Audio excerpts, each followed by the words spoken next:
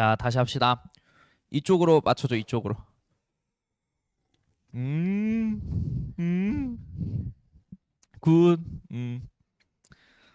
자, 중국 문화 얘기할게요. 예.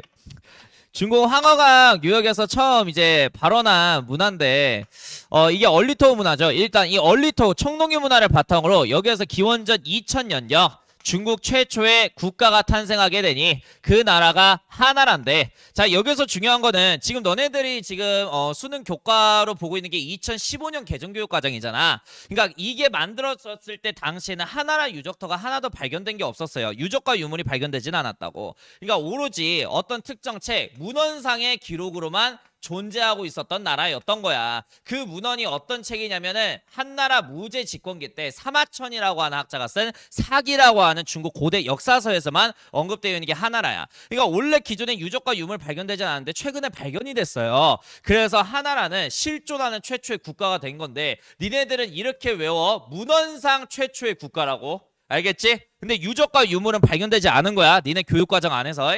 아무튼간에 이제 하나라가 문헌상 기록상 최초의 국가로서 등장을 한 거고, 자, 그러면 중국 사람들이 생각하는 진짜 최초의 국가는 어떤 나라냐? 기원전 1600년경에 등장한 바로 상나라라고 하는 나라예요.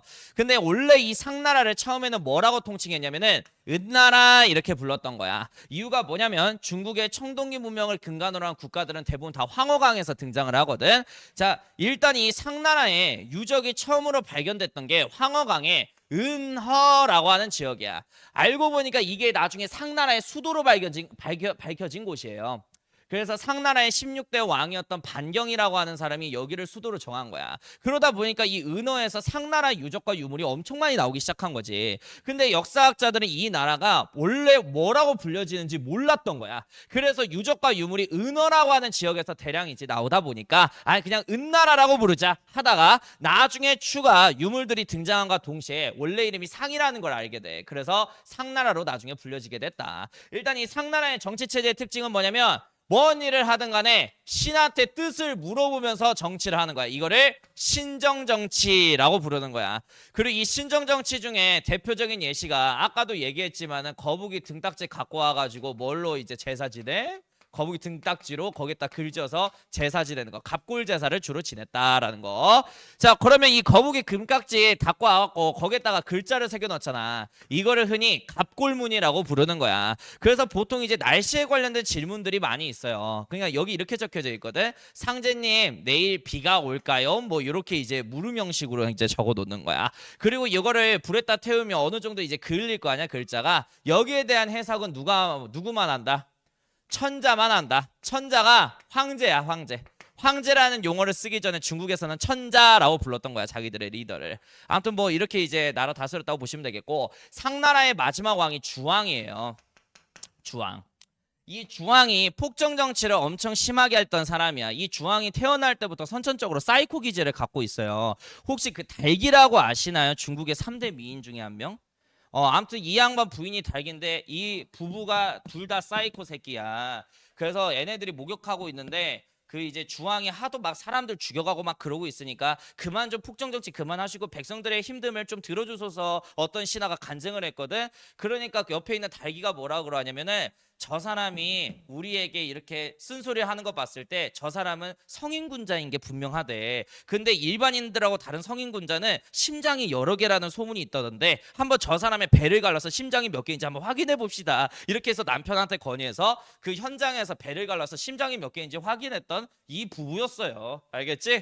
그리고 이 주왕이 제일 좋아하는 게 술이란 말이야. 자기가 항상 어떤 그 연못에 이게 몸을 담그고 이제 목욕하는 걸 좋아해. 거기에 있는 물을 다 빼고 술로 가득 채워. 그래서 그 연못을 이제 술로 가득 채운다 해서 이걸 주지라 그래. 그리고 옆에 있는 나무에다가 지가 좋아하는 고기를 대롱대롱 달아. 이거를 육림이라고 하는 거지. 그래서 주지육림 폭정정치라고 해요. 이거를 흔히. 그럼 백성들은 애가 이렇게 폭정정치를 하는 동안에 살기 좋았냐? 아니, 족같이 살기 힘들었죠. 그러니까 이제 백성들의 불만이 고조되고 있을 무렵에 상나라의 제후국가인 주나라라고 하는 나라가 있는데, 이 주나라의 무왕이 백성들의 뜻을 어긴 저 상나라의 왕은 왕으로서 자격이 없다 해서 은주혁명이라고 하는 군사 쿠데타를 벌여 상나라를 무너뜨리고 이 주나라가 중국 대륙의 주인공이 되게 된 거야. 됐죠? 그래서 이 상나라에서 주나라로 교체되는 이 과정을 뭐라고 통칭한다고? 은주혁명이라고 부른다고요. 은나라에서 주나라로 왕조가 교체되는 거니까. 자, 일단 이 주나라는 나라를 다스리는 그 체제가 있는데 일단 첫 번째가 천명사상이야. 천명사상.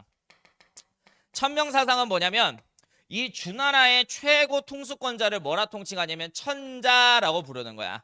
옛날부터 황제라는 표현 이제 나오기 전에 중국은 리더를 뭐라 부른다고? 천자, 하나님 자식이라는 뜻이야.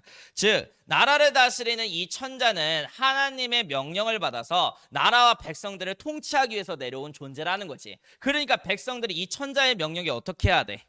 복종해야 되는 거야. 됐지? 이렇게 해서 천자의 권력도 강화시키고 그러면 하나님의 명령으로부터 하나님 대신 어떻게 보면 이 세상을 다스리기 위해서 내려온 존재가 천자잖아. 그럼 이 천자가 백성들을 힘으로 다스려야 돼? 덕으로 다스려야 돼?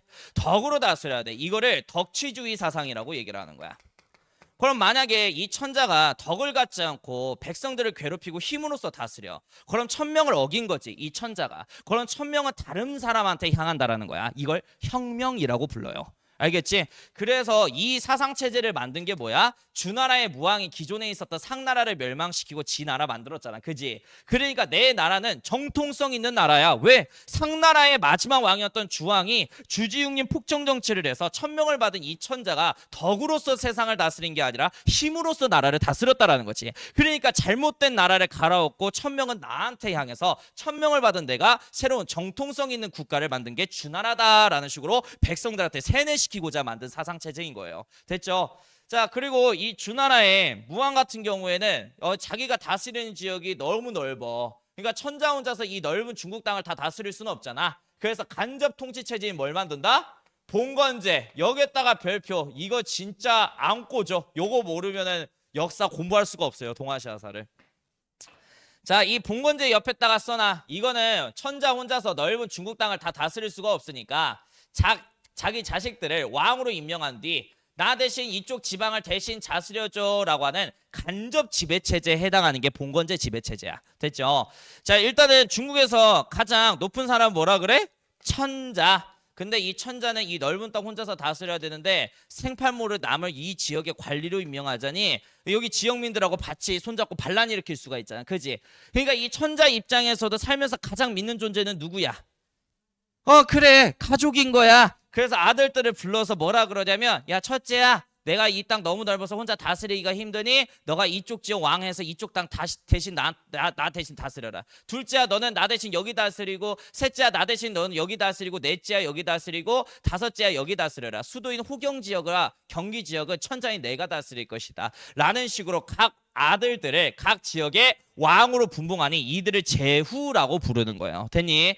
근데 문제는 아버지 천자한테 분봉받은 이 땅도 제후 혼자 다스리기가 너무 넓은 거야. 그래서 제후도 각 자식들을 불러 모아요. 그래서 첫째야 나 대신 여기 다스리고 둘째야 여기 다스리고 셋째야 여기 다스려줘 하면서 각 지역에 또 왕으로서 임명해 주는 거야. 이 제후의 아들들을 뭐라고 통칭하냐면 경 또는 대부라고 불려지는 애들인 거야. 됐지? 근데 문제는 이 경대부도 아버지 제후국가한테 받은 영토가 너무나도 넓어. 혼자서 다스리기가. 그래서 또 자기 자식들을 불러서 야 첫째야 너 여기 다스리고 둘째 여기 다스리고 셋째야 여기 다스려줘 하면서 각 지역을 또 분봉해서 각 지역의 왕으로 만들어주니 이 경대부의 자식을 뭐라고 통칭하냐면 사라고 부르는 거야. 그러면은 여기부터 여기까지 다 무슨 관계?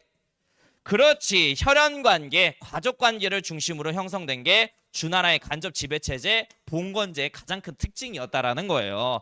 자, 그러면 이 천자가 야, 나 대신 첫째야 너 여기 좀 다스려주지 않으련 이렇게 하면서 이제 지역의 땅을 분봉해 준 거잖아. 둘째야 너 여기 다스려주고. 그러면은 이쪽 지역을 뭔가 지킬 수 있는 뭐가 있어야 돼? 군인이 있어야 되잖아. 그래서 천자는 제후한테 군인도 하사해줘요. 알겠지? 그리고 상공화 발전시키라고 수레도 주고 이 제후는 어떻게 보면은 아버지 천자국의 간섭 없이 독립적으로 이쪽 땅을 움직일 수 있는 나라야 라고 하는 식의 어떻게 보면은 이제 독립국가라고 하는 그런 의미를 주기 위해서 깃발도 하사해줘요. 자기들만의 깃발이 다 따로 있는 거야. 제후 국가들은. 됐어요? 자, 그리고 정인 집단이라고 해가지고 점치는 점쟁이 집단까지 준 거야. 그럼 제후한테 천자는 많은 걸 해주네. 그지? 그러면 제후는 천자한테 뭐만 해주면 될까? 조공하고 충성만 잘하면 되는 거야. 조공이 뭔데요? 자, 잘 들어. 천자가 너무나도 넓은 영토를 혼자로서 다스리기가 힘드니까 각 자식들을 왕으로 뭐 해준 거야? 임명해 준 거지. 이러한 경우를 뭐 했다 그러냐면 책봉했다 그러는 거야. 그러니까 자기의 신하국가로 임명하는 거를 책봉한다 그러는 거야. 그럼 이 책봉받은 신하국가는 임금국가한테 매년 명절날 특산품 같은 거 갖고 가가지고 아빠 저희 지역 특산품이에요. 이거 처먹어 보세요 하면서 가져다 줘야 되는 거야. 이거를 조공 갖다 바쳤다라고 얘기하죠. 그리고 너네들은 그래도 한국사 짬밥이 있으니까 이 조공무역은 갖다 바쳐준 쪽이 이득이에요? 아니면 받는 쪽이 이득이에요? 그렇지. 주는 쪽이 이득이야. 왜 주는 쪽이 이득이야? 그렇지. 자식 국가가 우리 지역이 특산품이 아빠 이거 처먹어 하면서 딱 주잖아. 근데 자식이 자기 집으로 돌아가려고 하는데 아버지가 받은 거 그 이상으로 줘, 적게 줘. 더 이상으로 줘야겠지. 그래서 조공무역 같은 경우에는 갖다 바쳐주는 제후국가가 항상 경제적인 이득을 보는 거야. 됐죠? 자, 근데 만약에 조공을 매년 갖다 바쳐야 되는데 조공을 안 해. 그럼 이 제후국가는 아버지한테 복종하겠다 안 하겠다? 안 하겠다라는 거잖아. 그럼 이제 천자가 다른 제국과 군사들 모아가지고 그 제국과 멸망시키고 그래요. 알겠지? 자, 그리고 여기에서 말하는 충성이라고 하는 거는 뭐냐면은 자, 아버지가 위험에 빠져 있어. 유목민족의 침략에 의해서. 그럼 자식들은 어떻게 해야 돼? 아버지 국가를. 지키러 와야 될 거 아니야. 이거를 이제 충성이라고 표현을 한 거야. 알겠지? 이런 것만 해주면 돼. 자, 그리고 이제 제후하고 경대부 관계도 맞아. 똑같아. 이 제후도 자기가 혼자서 땅 다스리기가 너무 막 넓으니까 자식들을 이제 각 지역의 왕으로 임명해 준 거잖아. 자, 그러니까 군인 술의 깃발정이 똑같이 주고 경대부는 제후한테 뭐만 해주면 돼? 조공하고 충성만 갖다 바치면 되는 거야. 자, 그리고 경대부도 역시 마찬가지야. 자기를 대신해서 자기가 관할하고 있는 지역을 대신 다스릴 수 있는 이 사라고 하는 애들한테 군인 수레 깃발 정인 이런 거 다 줘. 그 대신 이 사는 경대부 집안한테 뭐만 갖다 바치면 돼? 조공과 충성만 잘하면 되는 거예요. 이렇게 해서 구성된 게 주나라의 봉건제 체제인 거야. 자, 그러면 이 주나라 봉건제 체제 한계점은 뭘까? 장점이 혈연을 중심으로 형성돼서 서로 배신을 해야 하네. 안 해. 근데 단점도 혈연 중심의 관계였기 때문에 단점이 생기는 거야. 자, 일단 한계점은 이거죠. 혈연 중심의 지배체제다 보니까 시간이 지나면 지날수록 혈연은 강해져요, 약해져요? 약해지게 되는 거지. 예를 들어 이제 나하고 내 동생이 있는데 나도 결혼해서 자식을 낳고 내 동생도 자식을 낳아. 그리고 이 새끼도 자식을 낳아. 자식을 낳아. 자식을. 그러면 여기 있는 새끼하고 여기 있는 새끼는 같은 가족이라고 생각해야 하네. 안 하는 거야. 이러다 보니까 시간이 지나면 지날수록 가족 관계는 이제 어떻게 돼? 약화되는 거죠. 그러니까 옛날에는 뭐 이제 우리 아빠 국가다라고 해가지고 유목민족들이 쳐들어왔을 때 군사국가 졸라 빠르게 달려갔는데 지금은 뭐 옛날부터 우리 집안이 이쪽 국가를 아버지 국가로 모시기는 하는데 저게 씨발 우리 아빠인가? 이렇게 생각을 해서 이 아버지 국가 위험에 빠져 있어도 자식 국가들은 군사를 움직이지 않아요. 그래서 이 혈연관계 중심의 지배체제의 한계점 때문에 나중에 이 봉건제가 붕괴되는 게 주나라의 멸망의 원인이 되는 거지. 됐죠? 자, 그러면은 이 주나라 관련해서 계속 얘기를 하자면은 이 주나라의 마지막 황제가 유왕이야. 유왕. 마지막 천자가. 이 유왕의 부인이 또 얼굴이 이쁜 포사죠. 포사. 근데 이 포사는 일생에 한 번도 웃지를 않았대. 그러니까 어른미인인 거죠. 어른미인. 그지? 살짝 이제 색도 씨발 뭐 이런 느낌. 비주얼이. 자, 아무튼 간에 포사가 어렸을 때 웃었을 때 뭐 처맞았는지 웃지를 않아. 근데 이제 이 유왕이 자기 부인 포사가 너무 이쁘니까 포사의 웃음을 보고 싶은 거야. 그래서 전국에 있는 개그맨들 다 불러서 내 부인 웃긴 새끼한테 관직도 주고 금은부화를 하사하겠다 해도 어떤 애도 웃기질 못했거든. 근데 어떤 이제 사건 하나가 이벤트 하나가 발생하게 된 거야. 아니야. 자, 그건 나중에 내가 다 얘기할게. 자, 그 주나라에서 큰 의뢰 행사 하나가 있었는데 어떤 궁녀가 다급하게 뛰어가다가 비싼 비단 실수로 찢어버린 거야. 근데 이 궁녀는 나인으로서 노비거든. 이 노비가 왕실의 물건을 찢어버린 거잖아. 그럼 사형이에요. 그래서 그 궁녀는 나 죽었네 하면서 슬피 울었거든. 그 모습을 보고 포사가 씩 하면서 웃는 거야. 이게 재밌는 거지. 그래서 유왕은 비단 찢는 게 웃음 포인트였구나 해가지고 이제 그 비싼 비단을 궁궐에 다 갖고 와서 포사 앞에서 막 찢기 시작해. 그러니까 이제 포사는 노잼 이러면서 이제 정색 빨았던 거죠. 그런데 이제 그 포사의 웃음이 너무 이쁜 거야. 잠깐 본. 그러니까 다시 보고 싶었던 거지. 그래서 이제 뭐 별짓을 해도 애가 안 웃어. 근데 이제 또 이벤트 하나가 발생하게 된 게 이제 그 옛날에 그 적이 쳐들어올 때 그 불빛하고 연기로 알리는 거 그 봉수 있죠. 여태도 이제 봉수가 있어. 근데 이제 봉수꾼 하나가 이제 이렇게 보초 쓰고 있다가 존 거야. 그러고 실수로 봉수를 짚어버린 거지. 그러니까 갑자기 연기가 막 자욱하게 피어나니까 여기 있는 애들 다 어떻게 해야 돼? 우리 징조 할아버지가 위험하다. 우리 할아버지가 위험하다. 우리 아빠가 위험하다. 해갖고 이제 군사 끌고 주나라의 수도 호경에 다 도착을 한 거야. 근데 알고 보니까 이민족이 쳐들어온 게 아니라 봉수꾼이 좋아라서 생긴 해프닝으로 이제 알고 이제 얘네들은 실망한 표정을 갖고 이제 자기 고을로 돌아간 거죠. 근데 얘네들이 이제 힘들게 호경까지 왔는데 허탕치고 돌아갔잖아. 그 허탕치 그 표정을 보고 포사가 배 잡고 껄껄 웃어요. 그러니까 이제 유황은 이거다 싶어서 지 부인 웃고 싶은 그러니까 그 부인의 미소 보고 싶을 때마다 시도 때도 없이 봉수대를 쳐집히기 시작한 거야. 그러니까 얘네들은 이런 관계 안에서 아버지 국가가 위험하면 무조건 어떻게 해줘야 돼? 군사 끌고 와가지고 지켜줘야 될 거 아니냐. 그래서 봉수가 계속 쓰잘데기 없이 계속 피는 거지. 그러니까 지금 이번에도 우리 아빠가 위험해서 계속 군사 끌고 갔는데 그때마다 본 거는 이민족의 침략이 아니라 포사의 비웃음만 보고 온 거예요. 근데 이때는 이미 시간이 많이 지나서 얘네들이 천자 국가를 아버지 국가라고 생각해야 하네. 안 해. 아니 시발 거 옛날부터 우리 집안이 여기를 아버지 국가로 모시라고 해갖고 모시곤 있는데 아버지 같지도 않은 새끼가 지 부인 웃기겠다고 맨날 자기들 뭐 장난감 삼아서 갖고 노는 거야. 근데 아무리 그래도 아버지 국가가 아무리 미워도 자식 국가가 아버지 국가를 치는 건 예의에 맞지 않지. 그래서 몽골 땅 돌아다니고 있었던 견융이라고 하는 유목민족이 있어. 그래서 이 견융의 부족장에게 서신을 보낸 거야. 그 제후 국가들이 아니 저희가 그 아버지 치고 싶은데 저희 자식 국가가 아버지 국가 치는 거는 예의에 맞지 않잖아요. 하지만 당신들이 우리 아버지 국가를 치는 거는 예의에 맞지. 그래서 이 견용 부족장님이시여 견용 군부대를 이끌고 주나라 수도 호경에 공격 들어와 주세요. 그리고 우리를 괴롭히는 천자 유황을 살해해 주세요. 그리고 이제 거기에서 뭐 약탈하고 가세요. 저희가 그냥 방관해 드리겠습니다. 라는 식으로 제후국가하고 견용 부족장하고 결탁을 한 거야. 그래서 이 견용 부족장이 군사를 끌고 기원전 770년에 서주의 수도인 호경을 침략을 하게 된 거죠. 자, 이렇게 해서 견용 유목민족의 공격에 따라서 수도 호경이 포위가 되게 되는데 여태 천자였던 유황은 자식국가 제후국가들한테 다급하게 원군을 요청하기 위해서 봉수를 지피는데 그 봉수 불빛이 올라왔음에도 불구하고 어떠한 제후국가들도 군사를 보내지 않았다 그랬죠. 그래서 이게 양치기 소년의 일화가 된 그게 되지.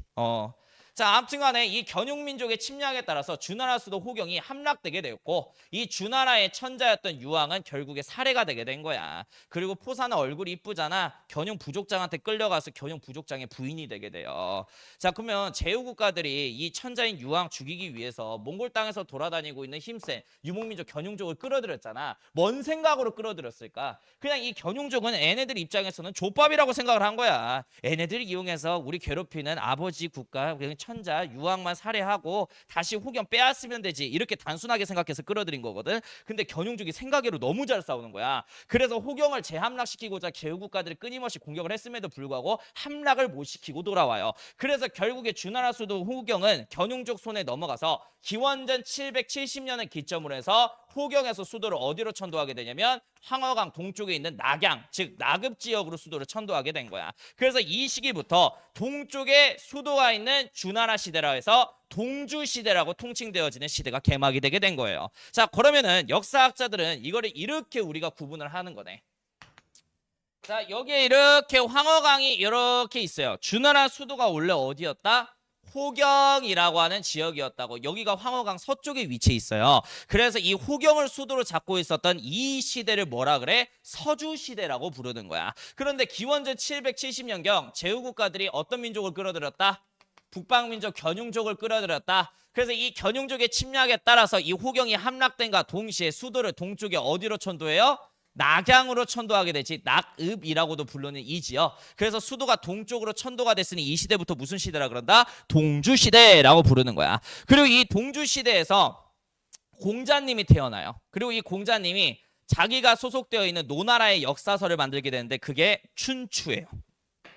그래서 공자님이 태어난 시대라고 해서 공자가 만든 역사책 이름을 따서 춘추시대. 그리고 국가끼리 막 계속 통일하기 위해서 싸우는 전국시대라고 해서 이 시대를 다른 말로 별칭 춘추전국시대라고 불려지는 시대인 거야. 자, 그러면 이 춘추 전국시대의 특징 좀 알려드리자면은, 자, 이 유황 살해당했죠. 그죠? 그래서 이 천자의 후손 중에 새로운 사람을 천자 자리에 앉히게 되는데 그 사람이 평왕이에요. 그래서 새로운 천자 평왕이 이렇게 해서 즉위를 하게 됐다. 그러면은 이 평왕은 힘이 있어요, 없어요? 없어요. 자, 일단은 이 춘추 전국 시대를 두 가지 시대로 우리가 구분할게. 춘추 시대와 전국 시대로 우리가 구분을 할 수가 있어. 일단 이 춘추 시대 같은 경우에는 아직까지는 가족 관계 질서가 유지되고 있는 시절이라고 보시면 될 것 같아. 그러니까 형 국가가 힘이 강해도 힘이 약한 동생 국가를 병합하려고 해, 안 해? 안 해. 아직은 가족 관계다 보니까 동생 국가를 오히려 안아주려고 하지 병합하려고 들지는 않아요. 근데 이때 당시 유목민족의 침략이 엄청 거세게 많았단 말이야. 그래서 가장 강한 제후국가 중에 가장 강한 5국가가 유목민족의 침략으로부터 우리 아버지 주나라 황씨를 수호하자. 이거를 뭐라고 통칭하냐면 조낭 양이 질서라 그래요. 이 조낭양이 질서를 만들어서 춘추 시대를 이끌어요. 그러니까 이 조낭양이가 무슨 뜻이다? 이 민족의 침략으로부터 우리 주나라 황씨를 수호하자. 이거를 조낭양이 질서라 그러는 거야. 이걸 이끌었던 힘이 센 가장 강한 형제국가 5국가를 뭐라 통칭한다? 춘추 5패라고 부르는 거고, 이 춘추 5패는 제나라, 그 다음에 진나라, 초나라, 오나라, 월나라에서 이렇게 제후국가 5국가를 통칭 춘추 5패라고 부르는 거야. 자, 일단 그리고 이 춘추 시대에는 전쟁이 막 이제 벌어지긴 하는데 전국 시대만큼 빈번하게 벌어지진 않아. 춘추 시대 때 중국 사람들이 갖고 있는 세계관은 딱 여기까지가 전체야. 여기가 천하의 모든 땅이라고 생각을 한 거야. 황하강 인근이. 근데 여기는 대부분 다 평야지대란 말이야. 그러니까 평야에서 싸우다 보니까 춘추 시대 때 주로 사용했던 전술 양식은 마차전이었다라고 생각을 하시면 될 것 같아. 그러니까 대충 마차전이 중국 사극 보면 이런 거 나오거든. 자, 이렇게 마차 있잖아. 그 술에 이렇게 배칭해놔. 여기에 이제 창 들고 있는 군인들이 이렇게 쓰는 거야. 그리고 하나, 둘, 셋 하면 제나라하고 초나라가 빵 부닥쳐서 싸우는 거야. 근데 이 마차전에 규칙이 있어요. 그 중국 사람들은 또 싸워도 예의 범절 이런 걸 졸라 중요시 여겨요. 그래서 이 초나라가 예를 들어서 진영을 다 가다듬었어. 근데 제나라는 아직 막 진영을 가다듬고 있는 중이야. 그러면 얘네들이 이때 딱 치면 이기잖아. 근데 안 치고 기다려줘요. 왜? 국가 간의 힘겨루기라고 이때 당시에는 전투를 생각했기 때문이야. 그러니까 저 자가 아직 준비가 안 돼 있는데 때리는 건 비겁한 행동이라는 거지. 예의에 맞지 않는다라는 거지. 그래서 얘네들이 다 진영을 가다듬을 때까지 기다려주고 빵 하면서 싸우는 게 마차전이야. 왜? 여기 황허강은 뭐가 이제 많기 때문에 평야 지역이 많기 때문에 주로 마차전을 주로 이용을 했다라고 보시면 되겠고, 자, 그리고 이제 전국 시대 들어가게 되면은 가족 관계 질서가 이제 박살이 나요. 그러니까 자기가 살아남기 위해서 약한 국가를 강대국이 병합을 하면서 더욱더 대제국으로 성장하는 거야. 이거를 약육강식 국제 질서라고 얘기를 하는 거야. 그래서 전국 시대 때는 약육강식 국제 질서가 이때 메인 질서다라고 보시면 되겠고, 자, 이렇게 해서 강한 국가가 약한 국가 다 잡아먹고 총 강한 국가 7국가만 살아남게 되니 이를 통칭해서 뭐라고 부르냐면 전국 칠웅이라고 부르는 거예요. 됐지? 자, 그래서 이 전국 칠웅 국가는 이렇게 된다. 제나라, 진나라, 초나라, 한나라, 위나라, 조나라, 연나라, 이렇게 해서 총 7국가가 전국 칠웅국이야. 자, 그리고 이 전국 시대 들어가게 되면은 실질적으로 오나라라든지 초나라가 여기 강남 지역에 위치해 있거든. 세계관이 화북 지역에서 어디까지 확장됐어? 강남 지역까지 확장이 됐네. 그러니까 천하 통일을 하려면 어디까지 병합을 해야 되는 거야? 강남 지역까지 쳐들어가서 병합을 해야 되는 거야. 근데 이 강남 지역은 기후가 어때? 건조해? 습해? 엄청 덥고 습하지. 그러니까 뭐가 많아? 늪지대가 많네. 근데 늪지대에서 마차 타고 싸워? 그건 있을 수 없잖아. 그래서 마차에서 내려서 걸어다니는 병사들을 우리는 뭐라고 통칭하죠? 보병이라고 얘기를 하는 거야. 그래서 보병전이 주로 전국시대 때 전술 양식이었다라고 보시면 될 것 같아요. 자, 그리고 이제 춘추 전국시대 때 생긴 정치적인 변화에 관련해서 얘기를 할게. 자, 약육강식 국제질서 안에서 옆 나라보다 자기 국가가 약하면 어떻게 돼? 멸망당하는 거지. 그래서 어떻게든 군주권을 강화시키기 위해서 나라를 간접 통치해야겠냐 아니면 직접 통치해야겠냐. 그렇지, 직접 통치해야 되는 거야. 그래서 진나라의 상항이라고 하는 법가사상가의 주장에 따라서 처음으로 지방 직접 통치 체제인 9년제 직접 지배 체제가 등장하게 된 게 전국시대 정치 체제의 특징이에요. 자, 누가 처음 건의했다? 그렇지. 진나라의 법가사상가 상항이라고 하는 사람이 처음으로 건의해서 실시한 게 지배체제 9년제 체제다. 그래서 이 9년제는 어렵지 않아. 우리가 역사 배울 때 이런 표현을 쓰잖아. 지방 행정구역이라고 하는 말이 나오잖아. 이게 무슨 뜻이야? 행정이 무슨 뜻이야? 행정이. 내가 행정 나오면 무슨 뜻이라 그랬어? 나 제발 이제 이것 좀 그만 설명하고 싶다. 그래, 행안행, 뭐를, 정치를, 나랏일, 지방의 나랏일을 원활히 처리하기 위해서 뭘 나눈다? 구역을 나눈다. 그래서 이거를 지방행정구역이라고 그러잖아. 우리나라에서 가장 큰 단위의 지방행정구역을 뭐라 그래요? 도라고 불러요. 알겠지? 도라고 불러요. 전라도, 충청도, 강원도 이렇게. 자, 그리고 도 밑에 인구 10만 이상의 도시가 있는 거기를 뭐라 불러? 시. 그 다음에 그보다 아래야 군 이렇게 부르잖아. 근데 중국도 지방을 원활히 통칭하기 위해서 지방을 나누는데 이 중국에서는 도를 군이라고 불렀던 거고 시, 군 지역을 현이라고 불렀던 거야. 그래서 전국을 어떤 이름으로 나눈다? 군과 현이라는 이름으로 나누어 여기에 뭘 직접 파견해요? 지방관을 직접 파견하여 파견된 이 지방관은 황제의 명령에 따라서 그 지방을 직접 통치하는 거죠. 그러니까 이 지방관이라는 매개체를 중심으로 황제가 그 황제의 명령 지방 말단까지 전해져서 통치가 이루어지니 이거는 간접 지배 체제야, 직접 지배 체제야? 직접 지배 체제인 거야. 자, 그러면은 여기에서 중국 역사 공부할 때 이거 중요해. 군현제의 반대말은 그럼 뭐야? 간접 통치 체제인 봉건제인 거예요. 알겠지? 이거 구분 잘해야 돼. 지금 그 솔레오고 뭐 정시 준비하는 애들이 더 많지만은 내신 시험에서 옛날에 이거 나왔던 기억이 있습니다. 아무튼간에 직접 통치 체제야. 자, 그리고 황제가 아무리 잘날지언정 혼자서 나라를 다 원활히 다스릴 수 있을까? 불가능해. 그래서 훌륭한 뭐가 많아야 돼? 신하들이 많아야 돼. 그래서 이때 관료제 체제가 처음으로 중국 안에서 정립이 되기 시작한 거예요. 나라를 혼자서 다스리면 나라가 약해져요. 그래서 나라를 자기를 대신해서 뭔가 다 이게 뭔가 서포팅 해줄 수 있는 관료들이 많아야 되잖아. 관료 체제가 들어오게 된 거고. 그 다음에 이제 유목민족들이 기마술 같은 거 주로 이제 뛰어나거든. 그래서 역 국가보다 약하면 안 되니까 유목민족들한테 기마술 같은 거 수용했던 게 춘추전국 시대 때 특징이다. 이렇게 보시면 될 것 같아. 자, 그리고 경제. 요것도 시험 문제 많이 나온다. 경제. 자, 일단 이 춘추전국 시대 때 농업이 크게 성장하게 된 거야. 농업. 자, 그러면 왜 춘추전국 시대 때 농업이 성장하게 되었냐? 처음으로 이제 철제 농기구가 이때부터 보급되기 시작했기 때문이야. 자, 그러면 이 말인 즉슨 춘추 전국 시대 때 전에는 어떤 시대였다라는 거야? 청동기 시절. 근데 청동기는 약하죠. 그래서 밭을 가는데 사용할 수 없어요. 그래서 청동기 시절에는 보통 농경을 뭘로 지었게? 돌멩이로 지었던 거야. 근데 이제 돌멩이보다 단단하고 청동기보다 더 싼 철제 농기구가 보급됨에 따라서 농업 생산량은 늘어날 수밖에 없는 거지. 그리고 이제 밭에 어떤 작물을 심어. 근데 그 작물이 자라면서 겉에 있는 토양의 양분을 다 빨아 째끼면서 성장할 거 아니야? 그래서 내가 다음에 어떤 농업을 하려고 하는데 이 토양에 작물을 심어봐야 작물이 자라 못 자라? 안 자라는 거지 잘. 그런데 여기 속에 있는 토양은 양분이 그대로일 거 아니야? 그러면 새 작물 심기 전에 이 토양을 어떻게 해줘야 돼? 한번 갈아엎어줘야겠지. 근데 인간의 힘으로는 갈아엎을 수 없다. 그때 사용되는 동물이 뭐다? 소다. 그래서 이 농사기법을 뭐라고 통칭해요? 우경. 그래서 춘추전국 시대 때 우경이 이제 보급되게 된 거야. 그래서 농업 생산량은 이전보다 엄청 폭발적으로 많이 증가를 하게 된 거지. 그래서 내가 항상 역사 공부할 때 이거 외우라 그랬지. 농업이 많이 성장해서 생산량이 많이 나와. 그럼 과잉 생산 대 농업 생산량은 다 어디에 들어와?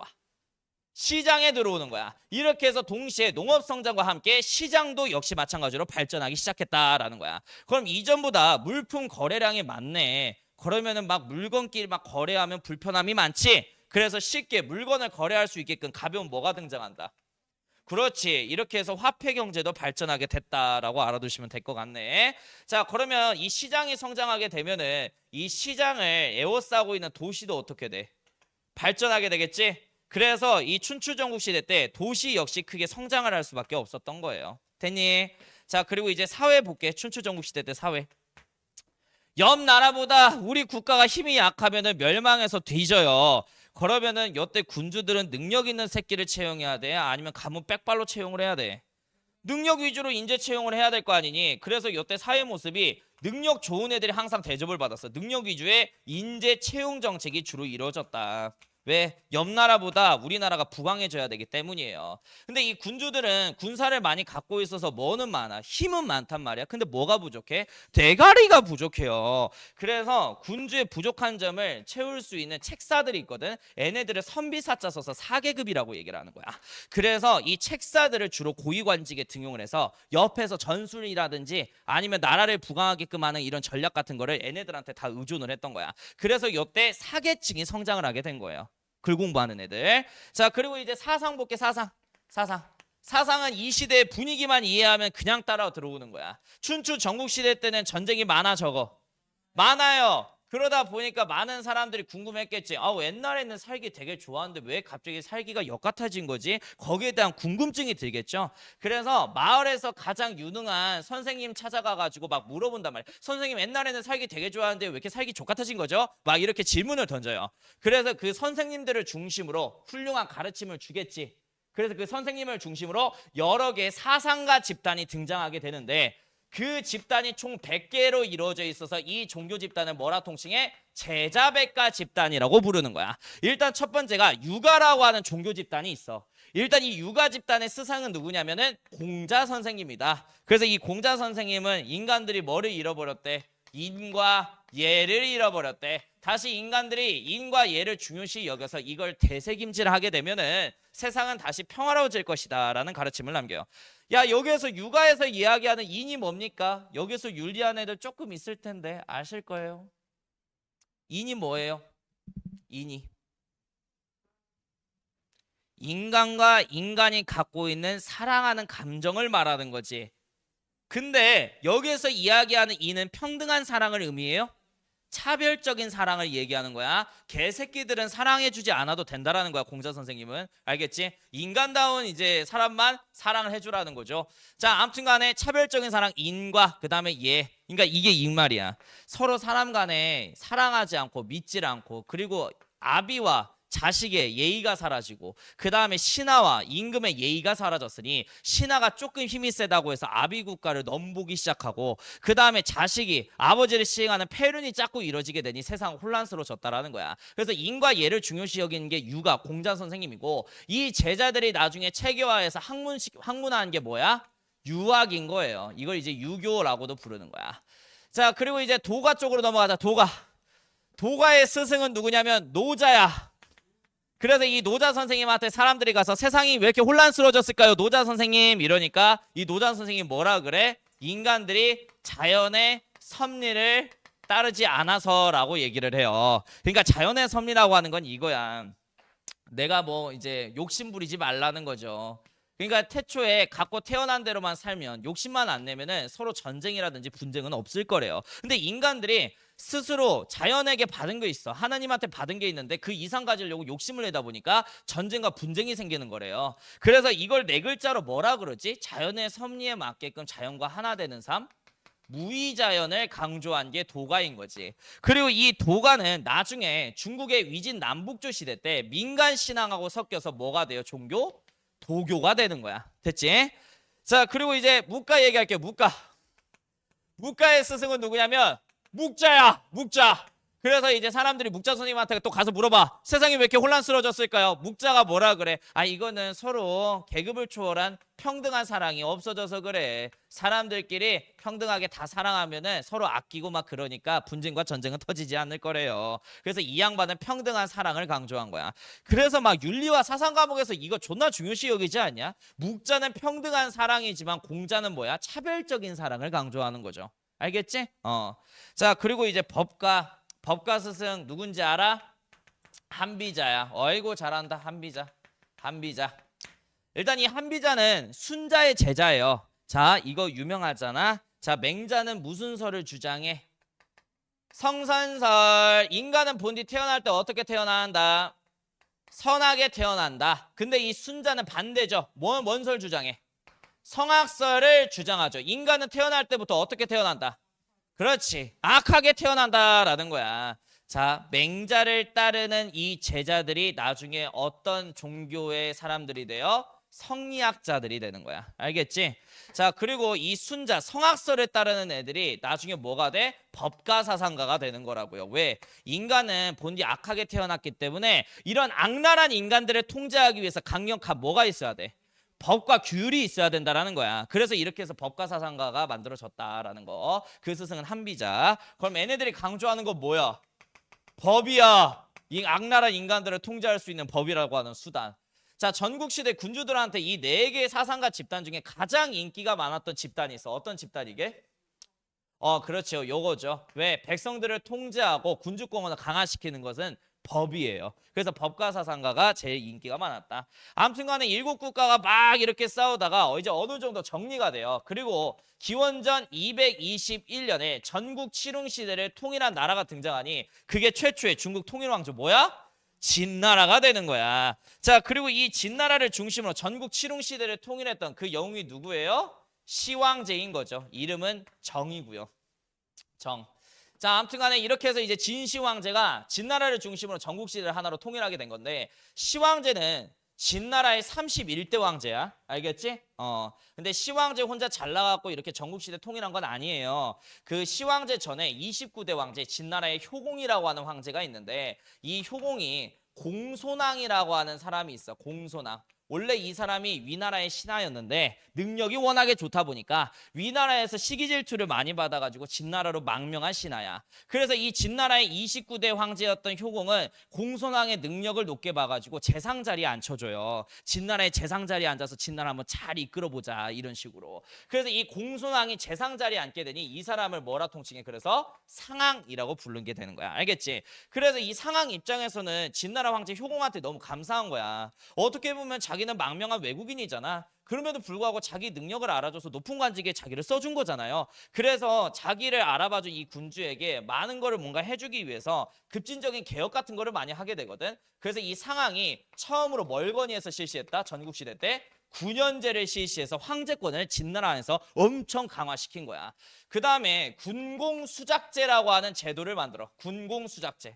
뭐냐면 나아가서 제후든 노비든 일반 평민들 상관없으니까 나아가서 군공을 세우라는 거야. 이에 공에 맞는 자귀를 하사해 주겠다라는 거죠. 자귀는 뭐냐면 사회적 신분을 얘기하는 거야. 그러니까 노비가 나가가지고 막 적군 장수 보고 배워와. 군공이 높아. 그럼 노비 신분에서 탈출해서 높은 관직에 임용받을 수가 있다라는 거예요. 그런데 제후는 가장 높은 관직에 있는 사람이잖아. 근데 높은 관직에 있는 제후가 만약에 군공을 안 세요. 그럼 어떻게 되는지 알아? 사회적 신분 아래로 떨궈버리는 거야. 그래서 제후든 일반 노비든 백성이든 다 싸우게끔 만드는 거죠. 이걸 군공수작제라 그래. 그리고 이제 또 하나 더 이게 뭐냐면 15제라고 하는 게 있어요. 15제. 자, 백성들이 요때 당시에 많이 탈출을 하셔. 전국시대 때. 전국시대 때는 국경이라고 하는 개념이 없어요. 알겠지? 심지어 그 제갈량 알지? 조조 막 송건 막 그 시대 삼국지 시대 그때도 국경이라는 개념이 없어. 서로 민간인들 간의 왕래는 자유로웠다라는 거야. 이러다 보니까 내가 예를 들어서 초나라 백성이야. 근데 이 초나라 황제 새끼가 세금 존나 뜯어. 우리 고을 사람들 개괴롭히고 나 씨발 나 오나라 백성 할래. 국경 넘어서 오나라 백성해도 아무런 지장이 없는 그런 사회예요. 그럼 이렇게 되면 초나라의 군사력은 강화되고 약화돼요. 약화되죠. 세금도 덜 거치게 되겠지. 그래서 어떻게든 백성들이 탈룰라 하는 걸 막기 위해서 자, 마을별로 이렇게 조직을 만드는 거야. 10가구에서 15가구씩. 이거를 그래서 15제라고 부르는 거야. 그리고 이 15제로 이 10가구, 15가구를 한 조직으로 묶은 다음에 서로에게 연좌제를 적용을 시켰던 게 상황의 개혁이에요. 그러니까 연좌제가 뭔데요? 이웃이 잘못하면 어떻게 돼? 그래. 나까지 같이 조짐 당하는 거야. 그래서 상황이 이렇게 얘기를 해요. 뭐라 얘기를 하냐면 야, 씨발 이웃이 야반 도주하잖아. 그거 못 막잖아. 여기 소속되어 있는 이 조직원들 다 허리를 자르듯 형벌에 처할 것이다. 이렇게 얘기를 한 거야. 그러니까 이제 옛날에 주나라 시대 때는 서로 담벼락도 없이 서로를 믿고 사는 그런 사회였거든. 근데 만약에 이웃이 자기 눈을 피해서 밤에 몰래 다른 나라로 도망을 가. 그럼 이 마을 사람들 다 어떻게 돼? 허리 잘라서 뒤지게 되잖아. 그러니까 마을 사람 전체가 잠도 안 자고 죽창 들고 이웃집 도망가나 안 도망가나 서로를 감시하는 사회가 형성이 되게 된 거야. 자, 그래서 한 명도 거의 도망을 못 가겠죠. 이렇게 해서 군사력 이제 엄청 계속 강화되고 그 다음에 이제 세금도 확보됨에 따라서 원래 이 진나라가 서북방의 조그마한 나라였는데 전국 시대를 통일하는 대제국으로 성장할 수 있는 기반이 이렇게 만들어지게 된 거야. 그리고 이것도 사료에 나와 있어서 가르친다. 상황이 처음으로 진나라 사람들한테 법이라고 하는 개념의 인식을 심어 넣어줘요. 그래서 상황은 그 진나라 사람들 그 성문 쪽에다가 다 불러 모아. 그래서 통나무 하나를 딱 놓는단 말이야. 그래서 상황은 진나라 백성들한테 이렇게 얘기해. 이 통나무를 바깥에 성문 바깥에 옮겨 넣은 사람한테 금 20금을 하사하겠다라고 얘기를 해요.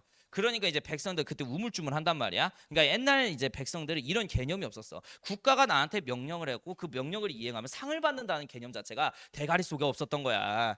그러니까 이제 뭐요 이거는 왜 나한테 금을 준대? 막 이러면서 막 이제 우물쭈물하고 있었는데 상황이 2배로 올려요. 50금 주겠다 이게. 그러니까 어떤 이제 힘 좋은 남자가 제가 옮겨보겠습니다 해갖고 나와가지고 통나무를 바깥에 옮긴 거야. 그리고 만 백성들 보는 앞에서 금은보하고 관직을 하사해주면서 상황은 백성들한테 이렇게 얘기해요. 이게 법이라고 하는 것이다. 그래서 국가가 하라고 하는 것을 하면 상을 줄 것이고 하지 말라고 하는 걸 이제 하면 벌을 줄 것이다 라고 하는 식으로 진나라 백성들에게 처음으로 법이라고 하는 개념을 알려준 게 상황의 업적이야.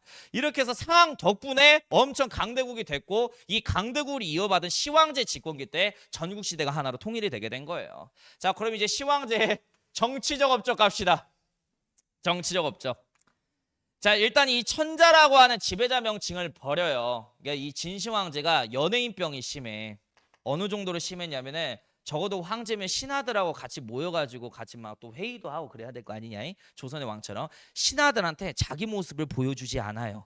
밑에 있는 내시 환관들을 보통 시켜. 왜? 자기는 신이라고 생각해. 그러니까 신이 인간들 앞에서 모습을 드러내면 돼, 안 돼? 안 되는 거야. 그래서 환관들한테 명령을 내리지 환관들이 대신해서 우리 황제폐하의 명령입니다 라는 식으로 그렇게 해서 칙서를 반포하지 진시황제가 직접 나오는 경우는 없었대요. 그러니까 이 시황제가 이렇게 생각을 한 거야. 전국 시대 때 각 제후들은 스스로를 왕이라고 자칭을 했거든. 근데 나는 그 왕이라고 하는 존재들을 하나로 통합한 존재잖아. 그러니까 뭔가 새로운 지배자 명칭이 필요하다고 생각한 거야. 그래서 중국에서 사망호제라고 하는 신화적인 인물들이 있는데 그 사망호제에 황자하고 제자를 따서 황제라고 하는 지배자 명칭을 이때 처음 사용한 게 진시황제의 업적이다라는 거.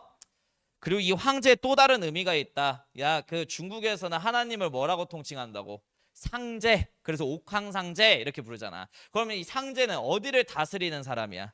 하늘을 다스리는 사람이야. 그리고 이 중국은 여기 이제 시황제가 건국한 진나라의 수도는 시엔양 시안이거든요. 그럼 여기가 황허강 인근이지. 그러면 여기 토양이 다 무슨 색? 황색이란 말이야. 맞아. 빨간색 비슷한 황색이란 말이야. 그러니까 이 황은 뭘 뜻해? 땅을 뜻하는 거야. 나는 땅을 다스리는 신이라는 뜻이에요. 이해됐어? 그래. 그리고 이제 시황제가 조금 고민이 있었어. 이 넓은 중국 땅을 다 통일을 했는데 이쪽 땅을 이제 체계적으로 다스려야 될 거 아니야. 그래서 봉건제를 쓸까 군현제를 쓸까 고민이 있어서 신하들한테 물어본단 말이야. 그때 승상 왕관이 뭐라고 얘기를 하냐면은 봉건제를 쓰라 그래요. 자식들을 각 지역의 왕으로 분봉하라고. 그런데 여태 이사라고 정의관직에 앉아 있었던 이사라고 하는 법가사상가가 시황제한테 이런 건의를 해. 이전에 주나라 무왕과 문왕께서는 넓은 영토를 다스리기 위해서 각 자식들을 각 지역의 왕으로 분봉하는 봉건제로 나라를 다스렸습니다. 하지만 이들이 나중에 혈연 관계가 소홀하게 되어서 서로를 시해하게 되고 결국 이 주나라의 멸망 원인으로도 이제 초래가 됐던 체제이니 망국의 체제를 쓰지 마시고 새로이 황제께서 모든 전 지역의 지방관을 파견해서 직접 통치하는 군현제로 전 지역을 다스리소서 이사가 이렇게 건의한 거야. 이렇게 해서 이사의 건의에 따라서 처음으로 중국 전국 지역으로 군현제를 확대 실시한 게 시황제인 거야. 자, 구분 잘해요. 군현제를 처음으로 실시한 게 시황제야? 아니야. 전국적으로 확대한 게 시황제인 거야. 중국 전역으로. 그래서 아무튼 간에 이사라고 하는 관료의 건의에 따라서 군현제가 처음으로 시행이 됐다라는 거 알아놓으시면 좋을 것 같고 이제 뭐 시황제 또 다른 업적은 뭐 전국 시대를 하나로 통일했다라는 게 업적이 되겠죠. 자, 그리고 또 하나 더. 자, 경제적 업적 가겠습니다. 자, 그러면은 이 일곱 국가에 이제 진이라는 이름을 하나로 통합이 됐단 말이야. 그럼 얘네들이 사용하는 문자가 같을까 다를까? 다르지. 그러니까 일곱 국가의 문자를 어떻게 해야 돼? 하나로. 명령을 원활히 내리기 위해서. 통일을 해야겠지. 그래서 이 문자가 하나로 통일이 되게 되는 거고 명령을 체계적으로 내리기 위해서 길이, 무게, 부피를 재는 척도를 우리는 통칭 도량형이라고 하는데 도량형도 어떻게 해야 돼? 하나로 통일을 해야 되는 거야. 그리고 이제 시장에서 물건 거래를 쓸 때, 물건 거래를 할 때 사용하는 화폐도 어떻게 해야 돼? 하나로 통일해야 되는 거죠. 자, 그리고 전국 각지를 순시하기 위해서 도로망을 많이 만들어요. 근데 이 시황제의 도로망을 뭐라고 통칭하냐면 치도라고 불러. 치도. 이유가 뭐냐면 시황제가 야, 근데 이 시황제가 진짜 공부 좋아하고 막 그래요. 그리고 항상 일을 엄청 열심히 해. 그래서 요런 이제 야사가 있다. 시황제가 이제 수은 먹고 돌아가셨다라고 하는 게 이제 보통 이제 있는 그런 이야기거든. 근데 그렇기보다는 과로사로 돌아가셨다라는 말이 있어요. 그러니까 항상 지방을 계속 순찰을 했대. 그 이유가 뭐냐면은 시황제도 두려운 거야. 전국에 있는 제후들을 다 병합을 했는데 이 제후 새끼들이 자기가 아직은 권력이 있으니까 아직은 반란 안 일으킬 건데 언젠간 지방에서 얘네들끼리 작당하고 반란이 일으킬 거라고 예측이 들었던 거야. 그래서 나는 아직 건강하다라는 걸 보이기 위해서 지방에 각 도로를 설치해서 그래서 여기를 치도라고 부르는 거야. 이 도로를 다스릴 치자인 거지. 도로 도자 해가지고 전국 각지를 5번째 아니 중국 전역을 5차례 순시를 해요. 이러면서 지방 제후들한테 자기가 굳건하다라는 것을 보여주면서 마차 안에서 계속 행정문서 일을 했다 그래. 아무튼간에 그래서 이렇게 해서 이제 치도가 만들어졌다라는 거고 그 다음에 이제 사상통제에 관련해서 업적 하나가 있어. 사상통제. 시황제는 가혹하게 법으로서 나라를 통치를 했던 사람이야. 그러다 보니까 요거 알아놔야죠. 자, 시황제의 법치 통치에 영향을 끼쳐준 법가사상가가 이사예요. 알겠지? 자, 그러니까 이거 우리가 구분해야 돼. 이사라고 하는 이 관료 이름이 나와. 그러면 어떤 황제 집권기 때 있는 관료야? 시황제 집권기 때 있는 관료라는 거야. 근데 상황이라고 하는 이 법가사상가가 나와. 그럼 이 사람 시황제 때 사람입니까? 아니에요. 시황제 이전에 29대 효공 제2년간에 있었던 관료인 거야. 그래서 상황하고 이사하고 헷갈리지 마. 시대로 쪽으로. 알겠지?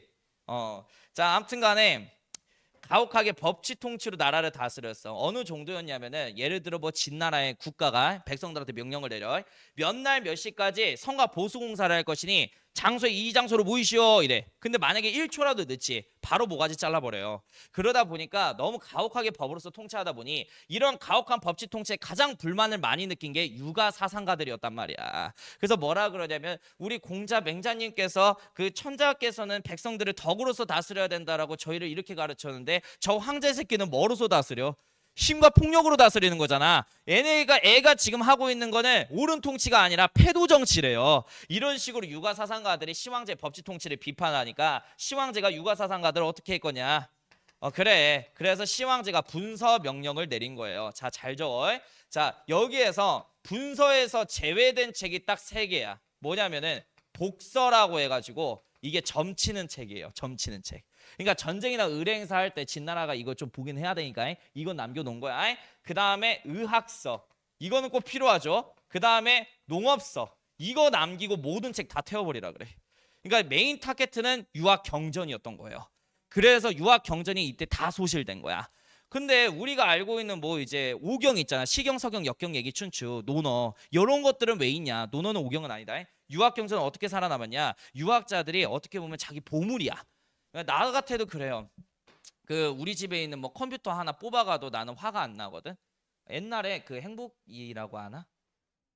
알지? 걔가 나 아반떼 첫 차 뽑았을 때 그 온 지 하루밖에 안 됐거든. 걔가 뒷좌석에서 문을 세게 열어가지고 거기서 기스가 났어. 차 산 지 하루 됐는데. 맞아. 근데 화가 나진 않았어. 화가 나진 않았는데 만약에 그 우리 집 가가지고 책을 누가 훔쳐 달아놨다 나 개빡칠 것 같아요. 나의 재산이거든. 나의 전부이고. 그러니까 원래 학자들은 책이 보물 1호야. 그러니까 시황제 분서 정책에서 피하기 위해서 자기 그 집 벽 있잖아. 벽지를 뜯어. 그리고 거기에다가 책을 이렇게 보관해 놓고 다시 벽지를 발라버린 거야. 그러니까 이렇게 해서 책들이 보존이 됐던 게 지금 우리가 알고 있는 유학 경전들이다라는 거. 자, 그러니까 이제 유학자들이 자기 보물과 같은 유학 경전이 막 타니까 막 하면서 소리 지르면서 난리가 날 거 아니냐. 그래서 이 분서 정책에 반대하는 유학자들을 생매장시키래요. 이거를 갱유라 그러는 거야. 그래서 이 사건을 분서갱유 사건이라 그래. 그러면 이때 이 유학자들은 이 진시황제 때요. 유학의 인기는 높아요, 낮아요? 영향력은? 낮아요. 왜? 탄압을 심하게 받았기 때문에. 알겠지? 유학자들 토하고 있는 거야. 자, 그리고 대토목공사 관련해서 얘기하겠습니다. 대토목공사. 자, 일단 이 대토목공사 얘기하기 전에 이 강력한 권력자인 시황제도 두려워하는 존재가 있었는데 몽골하고 러시아 공원 왔다리 갔다리 돌아다니고 있는 유목민족 흉노라고 하는 민족이야. 아무튼 간에 뭔지 몰라도 이 흉노족은 존나 센 민족이라고 생각하시면 돼요. 알겠지? 자, 아무튼 이 흉노 애들이 먹을 게 없는 가을마다 계속 말 타고 내려와서 여기 이제 북경 그 진시 황제가 다스리고 있는 진나라의 국경 지역을 계속 괴롭혔던 거지. 그래서 이 흉노를 토벌하기 위해서 몽염이라고 하는 장수를 하남 일대로 보내요. 누구를? 몽염이라고 하는 장수를. 몽염. 그래서 이 몽염이라고 하는 요 장수 이름에다가 별표 갈겨. 자, 이 몽염이 나오잖아. 무조건 시황제 때 사료야. 이거 동아시아사에서 사료 문제로 엄청 많이 나와. 그래서 이 몽염이 흉노하고 싸워가지고 하남 일대를 장악을 해요. 하남이 어딘가요? 여기. 그래서 이전부터 이 흉노 같은 북방민족의 침입을 막기 위해서 중국 북쪽에서 살고 있는 사람들이 여기가 평야다 보니까 막을 수 있는 뭐 지역적인 막 그런 게 없거든, 지형적인. 그래서 옛날부터 여기에다 성을 조금씩 만들어 놓은 거야. 그래서 이 성을 시황제가 하나로 이으라 그래요. 기존에 만들어져 있었던 성을. 이렇게 해서 그 길이가 몇 리? 만리. 그래서 만리장성이 이렇게 해서 축조가 되게 된 거야. 자, 그럼 이 만리장성은 어떤 목적으로 만든 거야? 어떤 민족의 침략을 방비하기 위해서? 그렇지. 흉노의 침략을 방비하기 위해서 만든 게 만리장성이었다라는 거야. 그리고 어느 날 시황제가요, 그림 하나를 보게 돼요. 옥황상제가 살고 있는 하늘의 궁궐이래. 그리고 이제 이 궁궐이 너무 멋있고 으리으리한 거야. 그림에 나와 있는 궁궐이. 그리고 자기가 살고 있는 궁궐을 뒤돌아서 딱 보거든? 존나 초라한 거야. 그래서 시황제가 이렇게 얘기를 한 거야. 상제는 하늘을 다스리는 신으로서 이렇게 으리으리한 궁궐에 사는데 땅을 다스리는 내가 이렇게 초라한 궁궐에서 살면 돼? 해서 요때 또 백성들 노동 동원해가지고 세금 졸라 걷어가지고 그 지금 뭐 따지면 지금 전북대학교 전체 크기만한 궁궐 하나 만들어요. 그게 아방궁이라고 하는 궁궐인 거야. 그래서 시황제하고 궁인들하고 환관들이 거처하는 아방궁이라고 하는 대토문공사도 이때 있었다라는 거. 자, 그리고 이제 진시황릉 관련해서 얘기할게요. 진시황릉은 어디에 있냐면은 지금 시안에 있어요. 시안. 중국 시안. 자, 여기다가 적으세요. 이 진나라의 수도를 외우셔야 돼. 이 수도를 셰냥이라 그랬어요. 이때 당시에. 이걸 한자로 하면은 뭐라 통칭하냐면 함양이라고 하고요. 지금 현재 지명으로서는 중화인민공화국의 시안성입니다. 시안. 그래서 이 진시황릉은 당연히 진나라의 수도인 어디에 있는 거야? 세냥 시안에 있는 거예요. 알겠니? 자, 그 진시황제가 죽기 전에 그런 말을 해요. 몸이 안 좋아지신 거야. 그 진시황제가 근데 꿈이 그거였지. 불로장생하는 게 꿈이었잖아. 그래서 옛날 사람들은 의학 상식이 없어갖고 불로장생에 뭐 약이 있다고 생각한 거야. 그래서 신하들한테 야, 그 약초 구해와 높은 관직을 제수해 줄게 이렇게 얘기하니까 어떤 신하 하나가 제주도 서귀포에 도착을 했대요. 그리고 이제 어떤 동굴에 들어갔는데 막 이제 은색 빛깔의 막 고체도 액체도 아닌 어떤 그거를 발견하게 되지. 그러고 이거를 이렇게 딱 해서 시황제한테 진상을 한 거야. 이게 불로장생의 약이옵니다 라는 식으로. 그래서 시황제는 그 감기약 먹듯이 몇 끼니마다 챙겨 먹었다 그러죠. 근데 이제 그거 먹을 때마다 갑자기 막 피가 막 돋고 막 열이 나는 거야. 그래서 의학 상식이 없었던 옛날 시절에는 이 열이 나는 게 젊을 때 그 혈기를 되찾는 거라고 생각을 한 거야. 그래서 이제 시황제가 그걸 몇 끼니 때마다 계속 처먹은 거지. 알고 보니까 그게 온도계에 넣어져 있는 그 수은이었죠. 그게 이제 해독하는 그 과정 안에서 열이 난 건데 건강해지는 줄 알고 계속 쳐드신 거야. 그래서 시황제가 몸이 좀 많이 안 좋아지셨대. 그래갖고 이제 신하들 불러 모아놓고 뭐라 그러냐면은 만약에 내가 죽거든 나를 모시는 그 궁인하고 환관들하고 신하들 싹 다 내 무덤에 생매장 시켜서 집어넣으래. 그러니까 이제 이 소리를 들었던 신하들이 당황하면서 이거 뭔 쌉소리야 이랬겠지. 그러고 시황제한테 이렇게 얘기를 한 거야. 아니 폐하께서 돌아가시게 돼서 우리들 다 생매장 시키면 이 진나라는 누가 지킵니까? 그러지 마시고 우리들을 닮은 토용이라고 해서 흙으로 만든 병사 인형을 시황제 인근에다가 시황제 시신 인근에다가 배치를 해놓을 것이니 이 흙으로 만든 군인 인형들이 시황제 시신을 죽을 때까지 죽고 나서도 옆에서 계속 지켜드릴 것입니다. 이렇게 얘기를 한 거야. 이렇게 해서 만들어진 게 시안의 뭐야? 진시황릉이고 진시황릉 주변에 뭐가 그래서 많이 있냐면 병마용갱이라고 하는 무덤이 또 있는 거예요.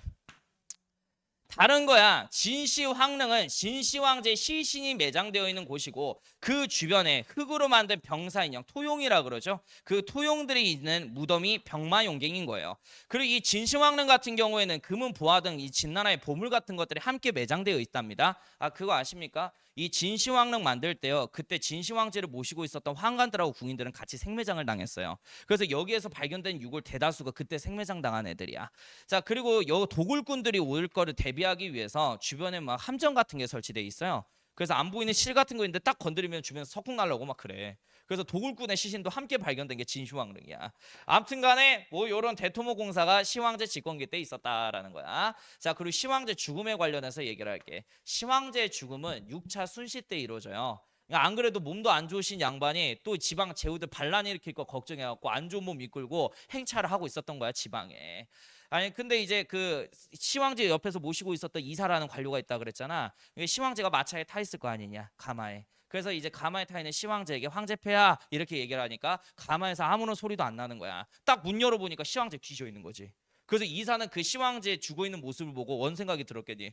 좆됐다 이런 생각이 들었겠지. 왜? 여기에서 시황제가 지방에서 죽었다는 사실을 제후들이 알게 되면 제후들 머리를 일으키겠어. 바로 반란을 일으키겠지. 그래서 시황제가 죽었다라는 것을 어떻게든 비밀리에 감싼 상태로 다시 수도인 세냥에 들어가야 되는 거야. 그래서 어떻게 하냐 이사가 그 썩은 생선들 있잖아. 그거 갖고 오라 그래요. 그래서 이제 병사들은 막 갑자기 갖고 오라 그래갖고 막 갖고 온 거야. 그리고 그 썩은 생선들 있잖아. 그 시황제가 타고 있는 그 시신이 담겨져 있는 가마 있지. 거기에 시황제 시신하고 썩은 생선을 같이 집어넣어. 그러면 이제 시황제의 시체 썩는 냄새가 나질 않아요. 이렇게 해서 그 시황제의 시신을 숨겨서 세냥에 돌아가가지고 이제 그 아들 호해가 그 다음에 이제 황제 자리에 앉게 되죠. 자, 아무튼간에 이 진시황제가 죽고 나서 최고 권력자 자리에 앉았던 사람이 사라졌잖아. 그러니까 이제 백성들은 참다가 이제 뭘 일으키겠어? 밀란이 일으키게 된 거야. 그래서 시황제 사후에 일어난 밀란을 진승 오강의 난이라고 부르는 거예요. 진승 오강의 난. 그래서 이 진승과 오강의 반란을 시작으로 해서 전국적으로 밀란이 확대되기 시작을 해. 그래서 요거 세계사 문제에서 시험 문제 실제로 이렇게 나왔죠. 시황제 업적을 주어지고 시황제 사후에 벌어진 거야. 시황제 집권기 때 벌어진 게 아니라. 일단 이 진승과 오강은 그냥 평범한 백성이었답니다. 근데 시황제래 진나라한테 이제 명령을 받은 거야. 성곽 보수공사가 있을 예정이니 몇 날 몇 시까지 이 장소로 도착하시오 이런 식으로. 그래서 진승오가는 마을 사람들과 함께 이제 연마을을 건너고 있었는데 연마을에 이제 다리 하나가 있거든. 근데 지난날 홍수 때문에 그 다리가 뽀갈난 거지.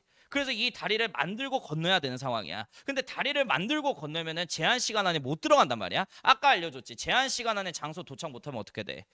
참수당하잖아. 어차피 가도 뒤지고 안 가도 뒤지는 거야. 그래서 진승과 오강은 어차피 가도 뒤지고 안 가도 뒤지는 거 여기에서 한번 낫이나 신들에게 휘둘러 보고 뒤져보자 해서 마을 사람들과 밀란을 시작한 거야. 그리고 이 진승 오강을 시작으로 해가지고 전국 각지에서 밀란이 확대되게 된 거고 제후 국가들이 총 몇 국가가 있겠냐. 이 진나라가 몇 국가를 병합했어?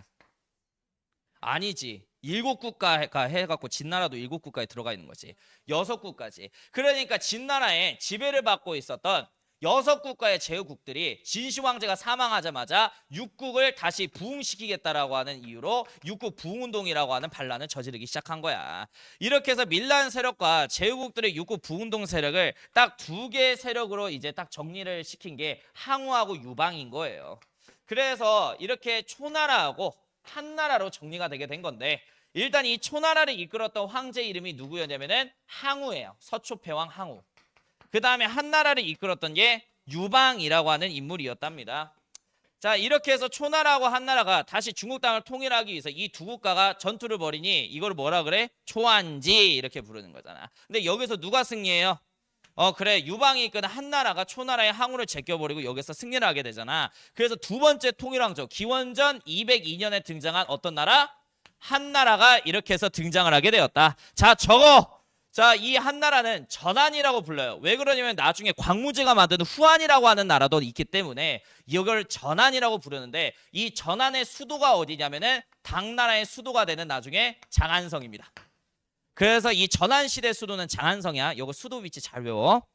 일단은 이 한나라의 1대 황제가 누구냐? 한고조 유방입니다. 본명 외우세요. 못 외울 수가 없겠군요. 예. 자, 아무튼 간에 됐습니다. 뭐 이상한 얘기 하고 싶은데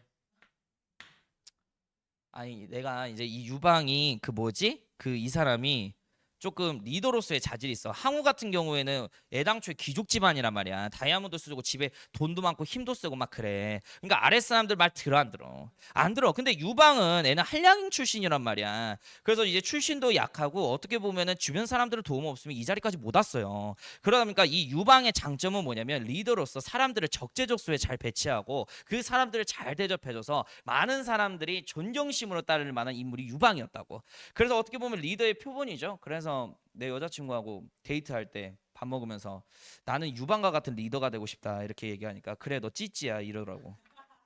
그래갖고 이제 나를 그렇게 저장을 해놨어. 그 찌찌 이렇게. 됐어요. 네, 아무튼간에 고조 유방. 예. 자, 아무튼간에 이 유방의 업적이 뭐냐면은 일단 이 유방은 지가 잘나서 일단 이 통일왕조 만든 거 아니야. 주변에 도와줬던 사람들이 많아요. 걔네들을 각 지역의 제후로 임명을 해준 거야. 그러다 보니 지방을 장악하고 있는 건 유방이 아니라 누가 돼? 제후들이 되는 거죠. 그래서 지방을 다 직접 통치를 할 수가 없어가지고 한나라 유방은 군국제로 나라를 다스렸다라는 게 특징이야. 자, 그럼 이 군국제는 뭐냐? 중앙은 뭐로 다스린다? 직접 통치 체제인 그렇지. 군현제로 다스려. 자, 일단 이 중앙 장안성을 중심으로 한 경기 지역 같은 경우에는 황제인 고조 유방의 힘이 미치는 위치란 말이야. 그러니까 자기 힘이 미치는 지역은 어떻게 다스리는 거야? 직접 통치하는 거죠. 그런데 자기 힘이 미치지 않고 지방을 제후들이 다스리고 있잖아. 이 제후들이 다스리고 있는 지방은 어떻게 다스린다? 간접 통치 체제인 봉건제로 다스린다. 그래서 지방은 봉건제, 중앙은 군현제, 이 두 개가 짬뽕된 체제를 뭐라 그래? 군국제 체제라고 얘기를 하는 거야. 그러면은 만약에 학교 시험 같은 데에서 뭐 이런 식으로 서술형 문제가 나와. 유방이 건국하자마자 한나라 만들자마자 군국제로 지배체제를 설정한 이유가 무엇일까요? 하면은 지방 제후들의 힘이 너무 강해서라고 쓰시면 되는 거예요. 그리고 이 유방의 또 다른 업적, 나라를 원활히 통치하기 위해서 중앙 행정체제 하나를 정비하게 되는데 그 체제를 삼공구경제라고 부르는 거야. 자, 황제가 아무리 능력이 출중할지언정 나라를 다 다스릴 수는 없죠. 그래서 황제 밑에서 왕명출납과 나랏일을 보좌해 줄 수 있는 국무총리 직책을 만드니 이거를 승상이라고 부르는 거야. 되냐? 이 승상은 뭘 담당하는 거야? 그러면 행정을 담당하는 국무총리의 역할을 하는 거죠. 됐니? 자, 그리고 이 태위라고 하는 관직이 있어. 이 태위는 군사를 담당하는 우리나라로 치자면 국방부 장관인 거지. 그 다음에 어사대부. 이 어사대부는 관리들의 비리를 감찰하는 역할을 담당하는 거예요. 이렇게 해서 가장 중요한 역할을 하는 3명의 재상을 중심으로 9명의 집행을 담당하는 신하들을 두는 걸 삼공구경제라고 얘기하는 거야. 그러면 요즘과 같은 동아시아 수능 트렌드에서는 뭘 외워야 돼? 이 이름보다는 요 이름을 파악하고 이거 한나라 고조 때 정비됐던 한나라의 삼공구경 체제구나. 이걸 이렇게 해서 사료를 해석해야 되는 거야. 알겠지? 요즘 수능 트렌드는 이렇게 단순히 키워드를 물어보지 않죠. 이 키워드에 해당하는 요 사료 내용을 물어보죠. 변별력을 내기 위해서.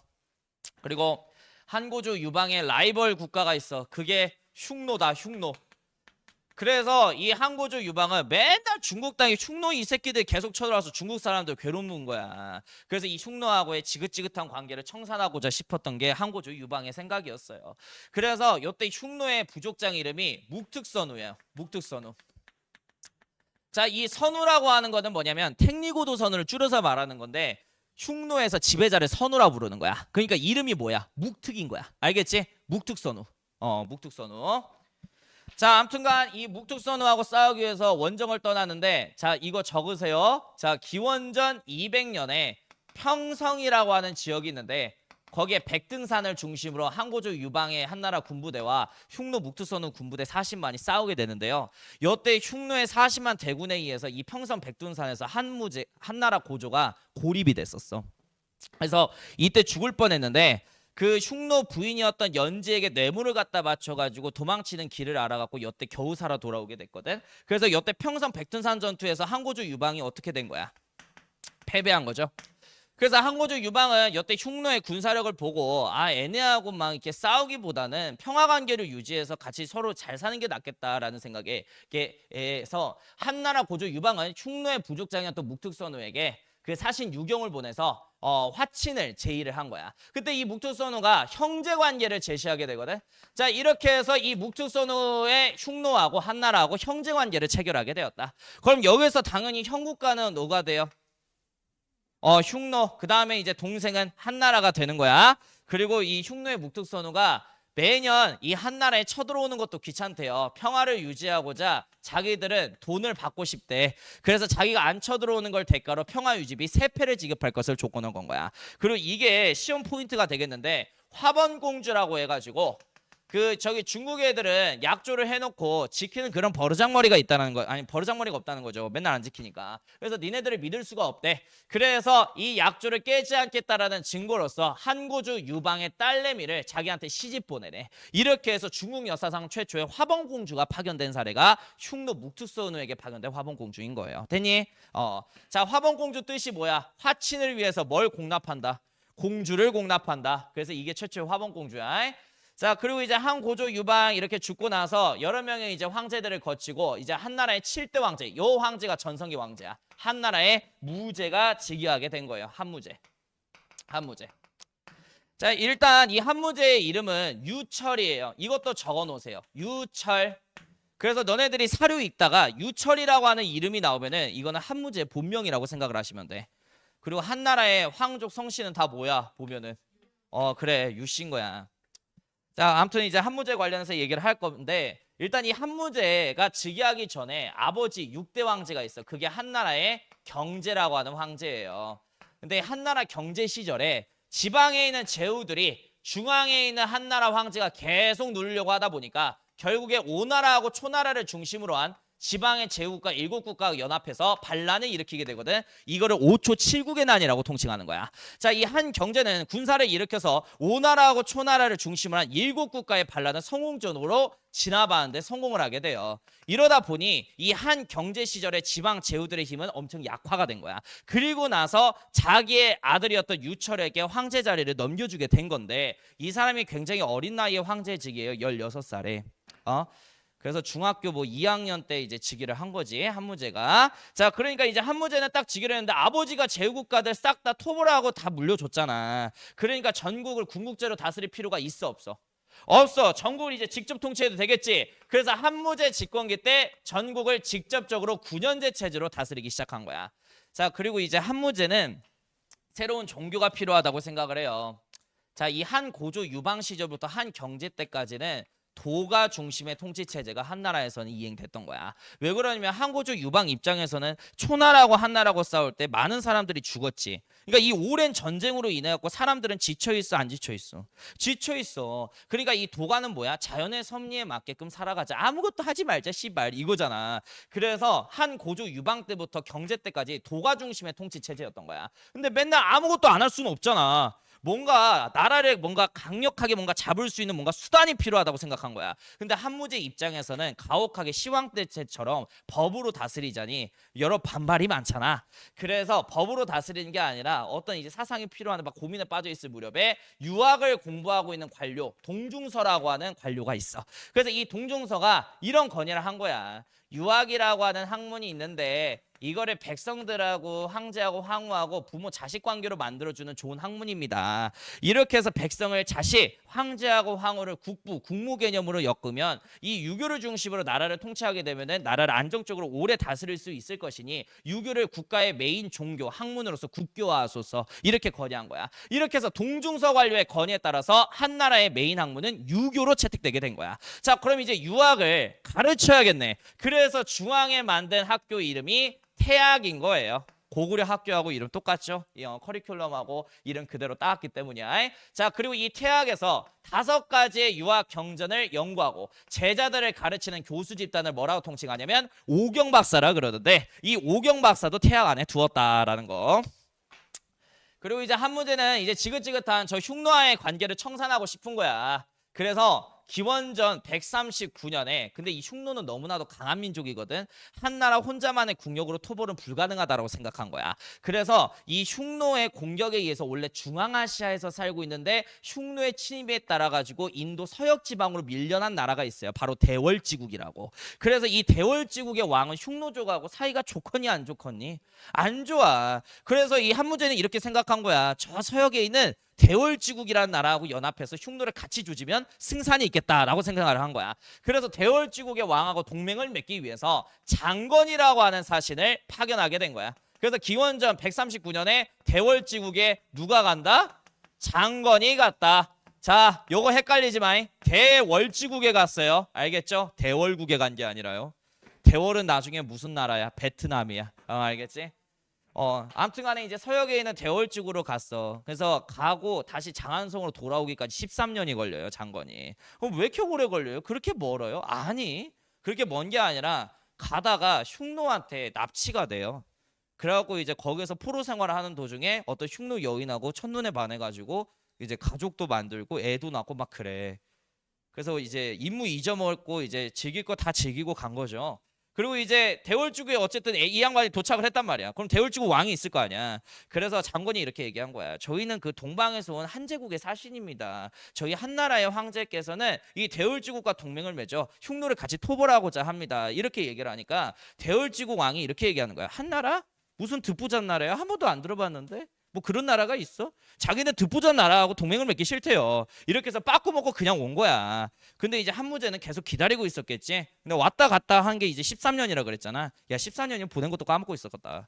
그리고 이제 장안성에 장관이 온 거야. 근데 자기 미션 실패하고 왔잖아. 그래서 이제 장관이 뭐라고 얘기하냐면, 제가 그 대월지국하고 동맹 맺는 데는 실패를 했지만 대월지국과 동맹 맺기 위해서 저기 서역에 가봤는데 대월지국 말고 여러 나라들이 있답니다. 그래서 저 서역하고 교역을 할 수 있는 교역로 하나 만들면 장차 한나라의 큰 부로 이어질 것입니다. 이렇게 얘기를 한 거야. 이렇게 해서 장관의 건의에 따라서 뭐가 만들어지냐면 인도 서역과의 교역길인 비단길 실크로드가 개척되는 계기가 되게 되었다라는 거. 자, 그러면 대월지구하고 동맹 맺는데 실패했으니까 그럼 어떻게 해야 돼? 단독적으로 정벌전쟁을 떠나야겠지. 그래서 129년에 한나라의 무제 군사 공격만으로 흉노를 터벌하기 위해서 1차 흉노 정벌전쟁을 추진하게 돼요. 근데 이 흉노는 농경민족이게 유목민족이게 저기 사니까 유목민족이야. 계속 싸돌아다녀. 자, 이 유목민족의 특징은 뭐냐면 수도를 정하지 않아요. 왜? 정할 필요가 없지. 어차피 계속 초원을 따라서 이동생활할 애들이니까. 그러니까 결국엔 농경민족 토벌하기 위해서는 어디를 공격하면 되는 거야? 수도를 공격해서 황제 잡으면 끝나는 거야, 전쟁. 근데 얘네들은 수도가 있어 없어? 그럼 어떻게 해야 돼? 만날 때까지 계속 돌아다녀야 되는 거야. 그럼 이 몽골하고 러시아 그 넓은 땅을 계속 돌아다니는데 병사들 밥 안 처먹을 거 아니야. 군량미는 계속 소모되고 돈은 계속 소모되는데 흉노를 만나지도 못한 거야. 장거는 원스트레이트로 만났는데 막상 찾고자 하니 보이지도 않은 거죠. 그래서 어찌됐든 간에 1차 흉노 정모를 만나지도 못하고 끝이 나게 돼. 그러니까 이제 이왕 칼 뽑은 거 무라도 썰어야 될 거 아니야. 다시 2차 흉노 정벌을 추진하려고 계획을 세우게 되는데, 지금까지 1차 흉노 정벌 동안에 돈을 많이 소모했잖아. 그래서 이 부족한 돈을 어떻게 해야 돼? 다시 채워야겠네. 그래서 1차 흉노 정벌과 2차 흉노 정벌 사이에 부족한 자금을 메꾸기 위해서 신재정 정책을 한무제가 시행하게 된 거예요. 일단 이 신재정 정책의 첫 번째는 뭐냐면 균수법이야. 이 균수법은 뭐냐? 백성들이 이걸로 돈 많이 벌고 있더라고. 유통업. 유통업이 뭐예요? 유통업이. 예를 들어 이런 거지. 자, 바닷가에는 생선 공급량이 많아 적어? 많아. 그럼 바닷가에 있는 시장에서 생선 가격은 싸 비싸? 싸. 여기에서 생선을 싸게 사가지고 빠르게 육지로 운반한 뒤에 육지에서 팔면 이유는 없겠죠. 육지는 비싸니까요. 그래서 이 유통업을 국가 사업으로 만들어요. 이제 앞으로 이거 국가만 할 거야 이런 식으로 백성들의 생계수단 하나 뺏는 거지. 이거 균수법. 알겠지? 자, 그리고 이제 두 번째는 뭐냐면 평준법이라고 해가지고 한무제가 명분은 좋아. 흉년이 들 때는 곡식 가격이 갑자기 치솟고 풍년이 들 때 갑자기 곡식 가격이 내려나니 고가가 왔다 갔다리 하면은 백성들의 생계가 힘들다라는 거야. 그래서 국가가 곡식 가격을 맞춰주겠대요. 그래서 평준법을 시행했는데 명분은 이건데요. 실제로는 백성들 상대로 사재기한 거야. 그래서 풍년이 들 때 곡식이 많이 나올 거 아니야. 이때 국가가 곡식을 다 사버려. 그럼 시장에 곡식이 있어 없어? 없어. 근데 사람들은 이제 곡식이 있어야 밥 먹고 살 거 아니냐. 그러니까 수요는 계속 증가해. 그래서 가격이 막 3배 정도로 올라갔을 때 이 3배 가격으로 백성들한테 되팔아버리는 거야, 국가가.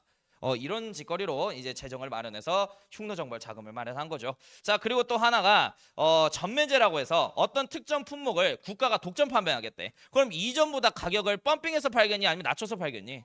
그래, 존나 펌핑해서 파는 거야. 그게 소금하고 철이에요. 소금 안 먹으면 사람이 어떻게 돼? 죽어. 그러니까 이건 생활 필수품이야. 무조건 구매할 수밖에 없다고. 근데 무조건 구매할 수밖에 없는 이 소금을 이전 가격에 비해서 엄청 펌핑해서 팔아버리게 되면은 국가는 많은 이유는 없는 대신 백성들은 너무 먹고 살기 힘들겠죠. 그리고 이 철도 이때 당시 농경사회라 무조건 농기구 만들기 위해서 철은 필요한 거야. 그래서 아무튼 이렇게 해서 자본금을 마련을 했다라는 거. 야, 이거 이렇게 외우면 좋거든. 이 양반 지금 철을 전매했지, 그지? 이 양반 이름이 뭐야? 이렇게 연결지어서 외워요. 알겠지? 그래서 철 무식이 나오면 그냥 한무제로 꼬라 박으면 돼.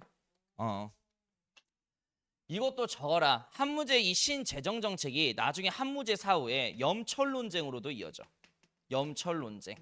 그러니까 여기서 이야기하는 염철 논쟁은 뭐냐면 이 한무제가 자기들을 괴롭혔던 흉노를 정벌하기 위해서 재정 마련 목적으로 소금하고 철을 전면해서 백성들이 힘들게 했다라는 거지. 이거를 신하들 사이에서 이거는 옳은 정책이었다. 아니다. 이거는 안 좋은 정책이었다. 라는 식의 논쟁이 한무제 사후에 있게 된 거야. 이거를 염철 논쟁이라고 얘기를 하는 거야. 그럼 만약에 교수가 내는 사료에서 염철 논쟁, 염철 이런 말이 나와. 그럼 뭐야? 한무제 사료인 거야. 알겠지? 그럼 왜 이걸 염철 논쟁이라 그러겠냐? 염이 뭐야? 무슨 염자야? 소금 염자야. 알겠지? 이건 철이고. 자, 아무튼 간에 2차 흉노 정벌을 어찌됐든 이렇게 자본금 마련해서 추진하게 되는데, 자, 중요해요. 이 사람한테 별표. 위청과 곽거병이라고 하는 두 장수가 있어. 이 위청하고 곽거병에게 군사를 내려줬고, 이 위청과 곽거병이 2차 흉노정벌 당시 흉노를 완벽하게 토벌하는데 성공을 하게 된 거야. 알겠지? 자, 그래서 너네들은 이 인물들을 구분을 해야 돼. 흉노를 토벌한 한나라 무제 시기의 위청과 곽거병, 그리고 진시황제 때 흉노를 토벌해서 하남 일대를 장악한 몽염이라고 하는 장수. 둘 다 흉노를 토벌한 업적을 갖고 있지. 몽염 나오면 시황제 때고 위청 곽거병 나오면 어떤 왕제 때야? 한무제 때인 거야. 됐냐? 그리고 요 흉노하고 전쟁을 하고 있을 때요. 어떤 나라가 흉노하고 동맹 맺어갖고 흉노 토벌에 방해가 됐어요. 그게 우리나라 최초의 국가 고조선이었다. 그래서 흉노 토벌하고 나서 다음 타겟 뭐로 잡아? 그래 고조선. 그래서 흉노의 동맹국가였던 고조선을 멸망시키기 위해서 기원전 109년에 한무제는 군사 공격을 퍼붓기 시작했고 기원전 108년에 우리나라 최초의 국가 고조선을 역사 속으로 사라지게끔 만든 거죠. 근데 이 고조선 유민들이 기껏해야 뭐 3-4달 버틸 거라고 생각했는데 시방 한 1년 버텨버린 거야. 그래서 야 얘네들 존나 잘 싸운다. 그럼 한무제 입장에서는 이쪽 땅을 강경하게 직접 눌러서 다스려야겠어? 아니면 좀 온화하게 간접 통치해야겠어? 눌러서 다스려야 될 거 아니야. 그래서 고조선 멸망 직후에 한나라의 4개의 지역을 새롭게 신설했다 해서 한사군을 설치하여 이쪽을 한나라의 영토로 직접 식민 통치하기 시작한 거야. 그래서 이게 한사군 설치죠. 낭랑 인번 진돈 현도. 자, 그리고 기원전 111년에 이때 베트남의 고대 국가 남비엣이라고 하는 나라가 있는데 남비엣을 공격시켜서 멸망시킨 거야. 그리고 이 남비엣을 직접 통치하기 위해서 여기에 9개의 한나라의 지역을 설치했대요. 국군 설치. 됐어? 자, 오늘 지금 딱 시간이 35분? 여기까지. 고생하셨습니다.